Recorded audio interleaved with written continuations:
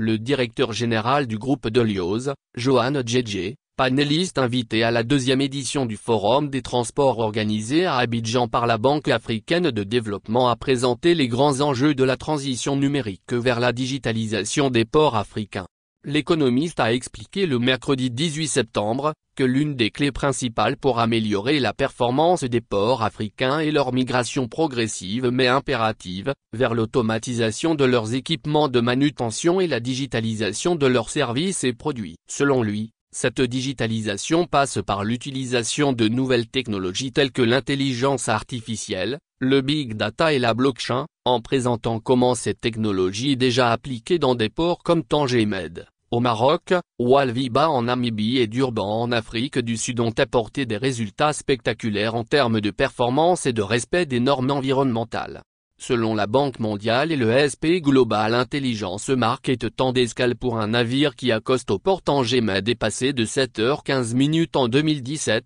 à 2h10 en 2023, et le nombre d'escales de navires est passé de 2,500 navires en 2017 à 4,000 navires en 2023 grâce en grande partie à la digitalisation de leurs services maritimes et portuaires via leur PCS Port Community System. La performance d'un port se mesurant principalement par l'indicateur temps d'escale.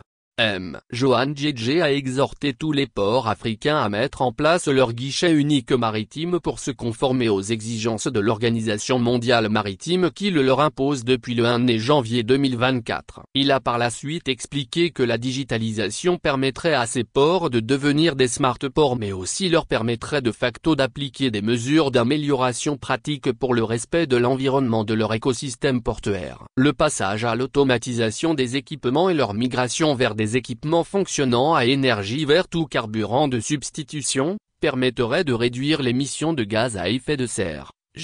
a-t-il conseillé. L'économiste en transport a exhorté d'une part, la BAD et toutes les institutions de développement à conditionner leur financement au port, à la présentation de leur programme continu de digitalisation de leur écosystème portuaire accompagné de la présentation d'un plan pour le respect de normes environnementales, et d'autre part, présenter les programmes économiques et techniques que le groupe de Lios apporte aux ports et aux gouvernements africains pour leur migration vers la digitalisation maritime et portuaire via les produits de Lios, ainsi que les politiques d'accompagnement pour leur certification et leur labellisation en Green Port.